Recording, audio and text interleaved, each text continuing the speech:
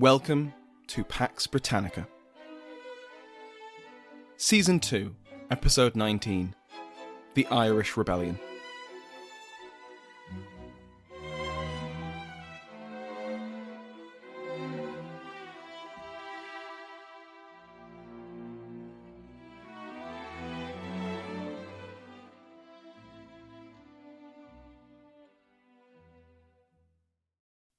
Welcome back to Pax Britannica. I'm your host, Samuel Hume. Firstly, apologies for the delay in today's episode. It's been difficult to work over the last few weeks for reasons I won't bother you with, but thank you for your patience. Hopefully, the wait will be worth it. As we've already heard, the Ulster Rising in October 1641 was intended to be the partner of another plot, to seize Dublin Castle and capture the government of Ireland in a fait accompli. On the evening of Friday, the 22nd of October, Sir Phelim O'Neill, one of the most influential O'Neills still in Ireland, captured Dungannon in Tyrone, and then, 2 hours later, seized the fort of Charlemont in Armagh. By the end of the next day, his forces were also in control of Newry, Tandragee, Portadown, and Moneymore. If you find these towns on a map, those positions stretch from the shores of Lough Neagh to within a few miles of the coast. Even before the rising spread from these positions, Sir Phelim controlled the route between Dublin and the largest plantations of Ulster. He had effectively cut off the largest concentrations of Protestants from the rescue of any stragglers not captured in the coup d'etat, which was then due to have taken place in the capital. But, as we covered last time, the coup d'etat had not taken place, and instead, the conspirators had been the ones imprisoned. Sir Phelim only heard that the coup had failed by Tuesday, by which point he'd already made the declaration that the Irish were loyal to the king and only wished to defend themselves and their liberty. He followed this declaration with further military successes, despite the failure of his partners in Dublin. Armagh itself was captured on the 28th, and 3 days later Dundalk fell to the rebels. The following day Lurgan was taken, while neighbouring Dromore was burned. Victories in the east were hampered by the successful defence of Lisburn, though one contemporary believed that had Sir Phelim simply bypassed the town, he could have easily taken both Belfast and Carrickfergus. Now, these are a lot of place names that I'm doing my best to pronounce correctly, though I'm sorry for those that I mess up. So, if you're not familiar with the geography of Ireland, we'll quickly run through the counties and where they are in relation to one another. These are the modern counties and districts, and so there's been plenty of changes over the centuries, but they'll still give you a rough idea of where everyone is. I'll also stick to the English names for now. Gaelic is a beautiful language that I'd like to learn, and using the Gaelic place names would be good practice. But it's safe to say that the English names are more widely known. I mean, after all, you're listening to a podcast about why that's the case. But to avoid extra confusion and my terrible pronunciation, I'll mostly keep to the English, with a few smatterings of Gaelic where possible. So firstly, the island of Ireland is divided into 4 provinces. Ulster in the north, Leinster in the east, Munster in the south, and Connacht in the west. Within these 4 provinces are 32 counties. Starting on the northeast coast in the province of Ulster are County Antrim and County Down. West of these 2 counties, and on the west and south coast of Lough Neagh, are the counties of Londonderry, or Derry, Tyrone, and Armagh. These counties should be familiar, as a lot of events have already taken place here. The most western county of Ulster, covering the northwestern corner of Ireland, is County Donegal.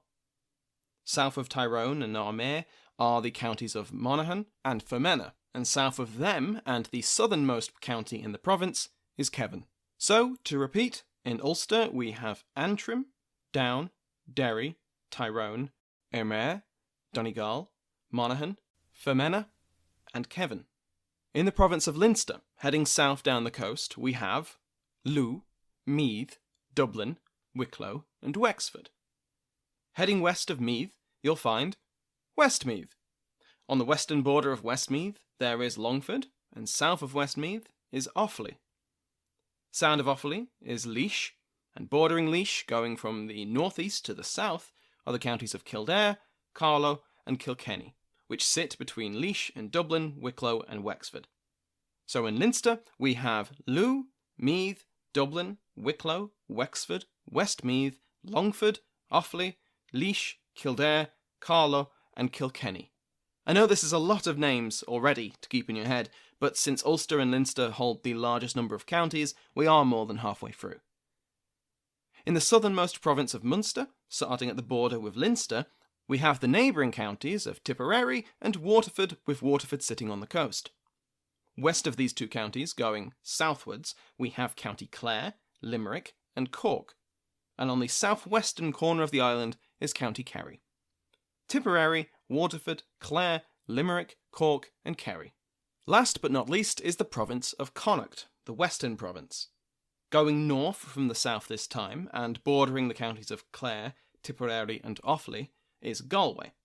North of Galway are the counties of Mayo on the coast, and Roscommon, which borders Offaly, Westmeath, Longford, and the last two counties of the province, Leitrim, which borders Longford, Cavan, Fermanagh, and Donegal, and County Sligo on the coast. So again, Connacht has the counties of Galway, Mayo, Roscommon, Leitrim, and Sligo. That is a whistle-stop tour of Ireland, and don't worry, there won't be a test. But hopefully for those whose geographic knowledge of the island isn't great, you'll be able to have a rough idea of where places are, and I'll do my best to provide context as we go anyway. Again, if you have a moment free, please do Google a map of the counties of Ireland, it will help immensely. Anyway, on with the narrative. Sir Phelim was not the only leader of the Ulster Rising. As agreed, other local leaders joined the rebellion in the following days. The MacMahons of County Monaghan captured all the major towns in the county within the first day of the rising.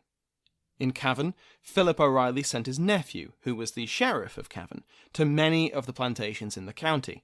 News of the rising elsewhere had already arrived, and Sheriff O'Reilly politely asked the English and Scottish colonists for weapons so that his forces could hold off the rebels.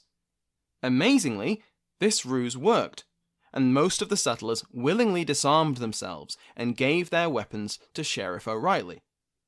The O'Reillys then turned around and mustered 3,000 men, arming many of them with the weapons taken from the settlers, and seized the English towns in Cavan. The ruse to disarm the colonists had worked wonders, and by the 29th of October, most of the county was under Philip O'Reilly's control, and there had been very little bloodshed. That would come later, as we'll see.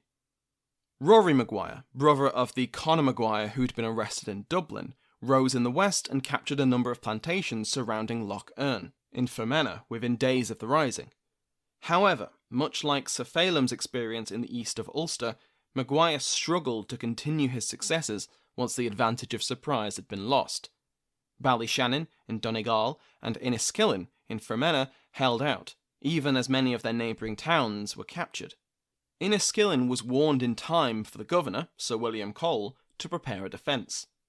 Cole had been warned by Maguire's own cousin, Brian Maguire, who had refused to join the conspiracy, and, when threatened by the conspirators, sent a warning to the governor the day before the rising. Again, to see these events through a purely black and white, Catholic versus Protestant, Irish versus English lens misses a lot of the complexity of the rebellion, especially in its early stages. Speaking of complexities, remember the Irish army? Remember how, despite the efforts of Charles, the bulk of the soldiers were still in Ireland? Well, now a significant portion of the disbanded army joined with the rebels, and this gave Sir Phelim and the other Ulster leaders a strong advantage in the early days of the rising. Their training and their raw numbers meant that in the storming of towns like Lisburn, the rebels were able to muster up to 10,000 men. It also, by virtue of the army having been largely disbanded and disarmed, deprived the authorities in Dublin of an effective response to the rising. Had the army been paid and remained under arms and under the command of the government, it's hard to say how successful the rising would have been. It would have certainly shortened the time it took for the authorities to react, and it would likely have changed the outcome. In November, the rebels entered County Lou, in the province of Leinster, and besieged the town of Drogheda, the bridge at the ford, and it's an apt name as the town straddles the River Boyne. Colonel MacMahon led his forces out of County Monaghan and assembled them outside the town. He called a meeting of the Old English gentry and nobility of County Lou and convinced them to join the rebellion. Unfortunately for the rebels, they had no artillery, and the governor had recently repaired the walls through the efforts of the townsfolk, and the garrison had recently been reinforced. Storming the town was not an option, and so they'd have to starve it out. But, as I just mentioned, Drogheda sits on both banks of the River Boyne, and so to complete the encirclement, the rebels would have to sit on both sides of the river. The O'Reilly force moved from Cavan into Lou, and they marched for the southern bank of the town, aiming to complete the encirclement of Drogheda and starve out the defenders. As O'Reilly was setting up the encirclement, news came to him of a relief force sent from Dublin. 600 infantry, with half a troop of cavalry, were en route to Drogheda, a not insignificant force. Though still outnumbered by the rebels, with good discipline and competent command, the army could prevail. Unfortunately for those men, they did not have good discipline or competent commanders.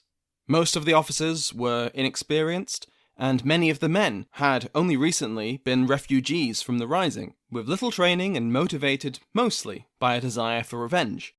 On the morning of the 29th of November, the government force reached Julianstown, about 4 miles from Drogheda. Out of the thick morning mist charged a force of O'Reillys, who were led by experienced veterans who had served in France. The government force was led by inexperienced officers who had not only failed to heed the warnings of a possible ambush, but had failed to meet up with an allied force sent out from Drogheda to aid in the final stretch of the march.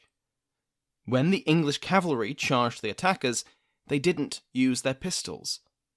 And the final nail in the coffin, so to speak, was when an English officer panicked in the face of the Irish charge, and instead of ordering his men to stand their ground and fire, ordered a countermarch.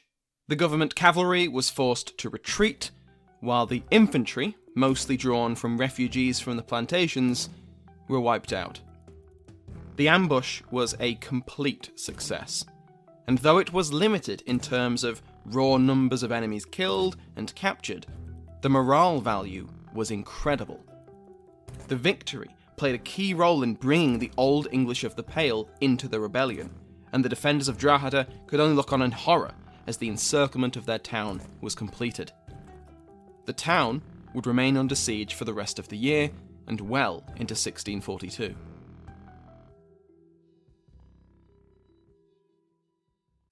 Bonjour, comment ça va? Happy New Year, everyone. Yes, it's that time of the year when people make resolutions. They want to read more, exercise more, or learn a new language. Clearly, I've chosen the latter. And I have Babbel, the language learning app that sold more than 10 million subscriptions, to help me. So it's French for me in 2022, but like all of you, my schedule is already full.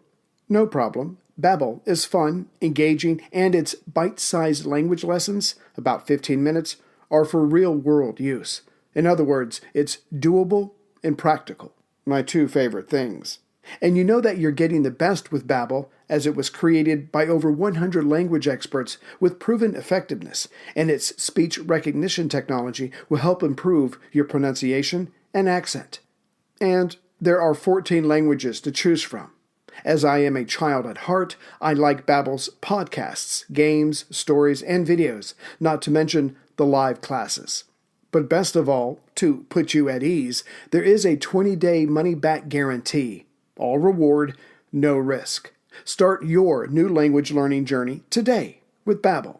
Right now, when you purchase a 3-month Babbel subscription, you'll get an additional 3 months for free. That's 6 months for the price of 3. Just go to Babbel.com and use promo code RecordedHistory. That's BABBEL.com, code RecordedHistory. Babbel language for life. As mentioned, in an attempt to drive a wedge between the English and Scottish settlers, the rebels initially limited their anger to the English, sparing their Scottish neighbours. Advising the conspirators from abroad, Owen Roe O'Neill agreed with this plan, and once the uprising began, the rebel leaders did what they could to convince the Scots that they were not their enemy.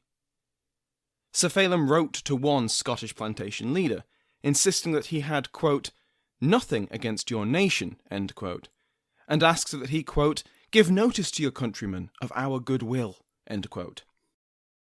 At times, this divide and conquer strategy worked exceptionally well, such as in Fermanagh, where some Scots, men of some status in the county, joined the Irish against the English. In Cavan, an English minister recalled how the English fled to their Scottish neighbours for protection, knowing that the rebels were sparing the Scots. Instead, the Scots simply handed the English over to the rebels and to their dire fate. The war of words was not limited to expressing friendship to the Scots, and indeed the rebels spread a vast amount of misinformation. In the chaos of these early weeks, rumours spread like wildfire that the Scots, far from merely being spared the violence, were actually in alliance with the Irish against the English. That the Covenanter Scots, up to and including Argyll, had made another covenant with the Irish to wipe out the English and to share their land between them. Now that would be one hell of a partnership, the anti-Catholic Covenanters signing up with the largely Catholic Irish. Now, there was nothing to these rumours, but the question is, how many of these rumours were instigated by the rebel leadership, and how many came about organically from a rumour mill supercharged by trauma and chaos? It's impossible to know. But the claims are littered throughout the accounts. But of course, the Scots were allies only of convenience, and as the weeks went on, and especially as the leadership lost control of the situation, the friendship between the rebel Irish and the Scots began to break down. By mid-November, several massacres of Scottish civilians had already taken place, and in a town of Monaghan, all the Scots had been imprisoned. The leaders of the rebellion didn't limit their use of misinformation to only dividing the English and Scots.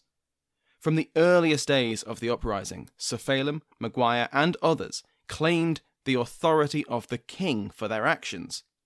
And after meeting in the first days of November, the rebels issued a formal declaration on the 4th. The king, they said, had granted them a commission under the Great Seal of Scotland, which stated that the English Parliament had effectively exiled Charles to his northern kingdom and stolen his authority. As it appeared that the same would happen in Ireland, Charles had ordered them to seize all the fortresses and all the property of the English Protestants, with the noted exception of, quote, "the places, persons, and estates of our loyal and loving subjects the Scots," end quote. See, this wasn't a rebellion against the king, this was a rebellion for the king. Now, it almost goes without saying that this royal commission was no such thing. It was a fake, it was a lie, it was an incredibly bold lie that buoyed the morale of the Irish and bolstered their cause while further demoralising and dividing the British settlers. It neatly packaged the elite desire for greater participation in the government with the general anti-plantation feeling. But aside from the effect the declaration had in Ireland, it will be explosive in the other two kingdoms. But that's for a later time. By the end of the year, the unrest had spread as far away as southwest Munster. As 1641 gave way to 1642, few parts of Ireland had been unaffected by the violence. As we've mentioned and hinted at many times already, the 1641 rebellion became infamous, then and now, for the level of violence meted out against civilians. While civilians were attacked, expelled from their homes, or outright killed in the early days of the Ulster Rising, leaders like Sir Phelim O'Neill did attempt to limit the violence in both its severity and who it targeted. We've just discussed the efforts made to keep the Scots out of it. But, in a way, it's too simple to view the 1641 rebellion as such, because it wasn't just one rebellion. It rapidly became two. The first was instigated by the gentry leadership, built on conspiracy and led by political actors. The second was a popular rebellion, sparked by the first. The gentry could maintain some control over this second rebellion, but it was an animal all of its own, with its own momentum. By the end of November, the popular nature of the uprising was well understood in Dublin. An official report states that, quote, "the meaner sort of people of the natives rise up unanimously, men, women, and children, and joining together in multitudes in imitation of the rebels, fall on their near neighbours that are English or Protestants, and rob and spoil them." End quote. The rebel leadership was aware of the violence early on, with Sir Phelim mentioning reparations on the 24th of October, his brother condemning a, quote, massacre, and the O'Reillys complaining of the, quote, barbarity and uncivility of the commonalty in their remonstrance early in November. It is, however, important not to fall into the trap of believing the gentry leadership's excuses in their entirety. Certainly, the popular rebellion enacted much of the violence, but it's safe to say that the landless sort were an easy scapegoat to pin the worst excesses of the rebellion on. It would be, after all, much easier to come to a political settlement if you could blame most of the violence on someone else. So now we have to discuss that violence. And as we will see, it can be very difficult to separate fact from fiction, or perhaps the truth from legend. We have the accounts of what actually happened on the ground, as best as we can tell, and then we have the enormous amount of embellishment, exaggeration, and outright lies, which spread like wildfire throughout Ireland, the other two Stuart kingdoms, and the rest of Europe. For the rest of today's episode, we'll cover the early massacres, before next time we see how these events were depicted by others and the reaction that the Irish rebellion had in the other two kingdoms. Because despite how extreme these events became in the retelling, there were massacres of civilians and prisoners. Initially, the violence against settlers was mostly limited to robbery, expulsion, and arson, with fewer outright killings. That's not to understate the lethal consequences of these actions, though. Being driven from your home, with few supplies in the middle of winter, was not a pleasant fate. But initially, while the chance for a swift capitulation of the government still held, the violence was limited.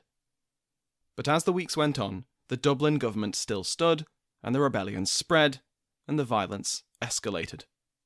Over the winter of 1641 and into 1642, imprisoned settlers and captured troops were routinely killed by their guards.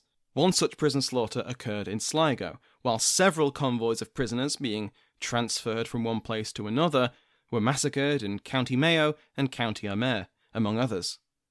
At Portadown Bridge in Ohlmeyer, perhaps 100 men, women and children were killed, in a jurisdiction theoretically under Sir Phelim O'Neill's control, though there is no evidence that he was directly involved. Convoys of refugees, either fleeing the rebellion out of fear or having already been expelled by the rebels, were set upon by armed bands. Some were massacred out of hand. Others were robbed of all they possessed, whatever meagre supplies they carried, and in many cases the very clothes off their backs. Thousands of civilians, exposed to the harsh winter elements, would die on the road to Dublin. When Owen O'Neill arrives and takes command of the Irish forces, he will be horrified by how his soldiers treated civilians and captives. As we'll see, he brings some professionalism back with him from the continent. We'll cover this in a future episode and see how the commanders on each side attempted to rein in their soldiers' worst excesses, not least to limit the chance for retaliation. Many more civilians died due to the rebellion, though not directly at the rebels' hands. Those towns and fortresses which had not been successfully stormed, and instead were besieged, were fated to face starvation and disease, which didn't discriminate between soldier and civilian. At King John's Castle, Limerick, 800 settlers had fled from the rebels into the walls for safety, but over just a few months in spring 1642, a quarter of this civilian population would die of dysentery. The attempt to isolate the Scots from the violence in order to split these settler communities also failed, as we heard earlier. Discipline broke down, and Scots were increasingly targeted for violence by the end of November. Micheál Siochrú suggests that the total death toll among Protestants in this period was up to 5,000, a figure that was duly matched by the retaliatory violence enacted by the surviving government in Dublin. Because while the relief force to Drogheda had failed, that was not the only attempt Dublin Castle made to fight back. Government soldiers conducted their own massacres of Catholic civilians and prisoners, with the Earl of Castlehaven writing after the Restoration that the government used the rising to justify sending, quote, parties into the enemy's quarters, to spare neither man, woman, nor child, end quote. Another contemporary historian, Edmund Borlase, not to be confused with Lord Justice Borlase, would condemn the Catholics for sparking the violence, but even he acknowledged that the Protestant retaliation exceeded the Catholics, quote, as well as in brutishness as numerousness, end quote. Of course, to Borlase, this was justified by the outrages conducted by the rebels, but it's still an admission to keep in mind. Despite the Lords Justices retracting their initial accusation that all Catholics in Ireland were to blame for the rebellion after Old English Catholics complained that they were loyal, in the first 2 months of the rebellion, government officers conducted indiscriminate reprisals against Catholics, particularly within the Pale and County Leinster. A community of Catholics living near Dublin were slaughtered while they slept, by Sir Charles Coote. Others were hanged under the terms of martial law. The Lord President of Munster, Sir William St. Leger, went on campaign throughout the province and executed upwards of 200 people, including landed gentry, paying no mind whether they supported the rebellion or not. Prisoners were summarily executed, while surviving Catholics were themselves driven out of their homes into the deadly winter and their property seized. An incredible resource for studying these events are the so-called 1641 depositions. 8,000 witness testimonies, mostly from Protestants but also some Catholics, from men and women from across the social spectrum. In December 1641, a commission for the despoiled subject was established to interview many of the refugees fleeing to the Pale. The entire collection has now been digitised and is available to read online for free. It was a vast undertaking of several academics, including among others Professor Jane Ohlmeyer and Professor Micheál Siochrú, both of whom we've referred to multiple times throughout Pax Britannica. If you're interested in reading the depositions, simply search for the 1641 depositions, go to 1641.tcd.ie, or follow the link in the description of this episode. If you do read them, it's important to keep in mind the motivations and experiences of those involved. Many will have been traumatized, grieving, outraged, desiring compensation, or all of that and more. It's important to keep this in mind and to judge accordingly. As lurid as the depositions are, they pale in comparison to the reports which filtered back to England and Scotland. Because, to quote Kishlansky, what really happened in Ireland was of less significance than what people in Scotland and England believed had happened. The violence of the winter of 1641-2 was immediately seized upon as a clear example of the untrustworthiness and barbarism of Catholics. Next time, we'll see how the Irish Rebellion added yet more strain to the political situation in England and Scotland. The dispute between Charles and his English Parliament, which had almost died down over the last few months, would suddenly rear up again, as the question was asked, who had the right to wield military authority, the King or Parliament? Thank you for listening to today's episode. If you enjoyed the podcast, please share it with a friend or on social media. That's the best way to help it grow and keep it going. Thanks to everyone who came to Intelligent Speech a couple of weeks ago. It was a lot of fun. There were some really interesting talks, and hopefully mine was one of them. I met some wonderful people, including quite a few listeners. If you didn't manage to make it, not to worry. Pax Britannica will reach Charles II's escape from Worcester in due course. We're not actually that far away from it now. Unlike my last paper at Intelligent Speech, which was on the Second World War, which is, quite a while off.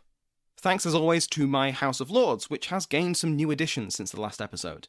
So, welcoming to the upper chamber, the Duke of Sutherland, Graham Chase, David Braswell, Duke of Bracewell, Bill, Marquis of Bristol, Bill Siren, the Earl of Lonsdale, Craig Connor, Earl of Harrowby, and David Metcalfe, Viscount Darlington.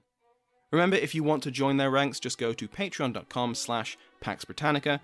Every member gets an ad-free feed, so not only will you never have to listen to an annoying advert from one of my podcasts again, but you can also rest well in the knowledge that you're helping me keep the lights on and keep the podcast going. Thank you to my entire House of Lords, to Sounds Like an Earful for the interval music used in today's episode, and, as always, to you for listening.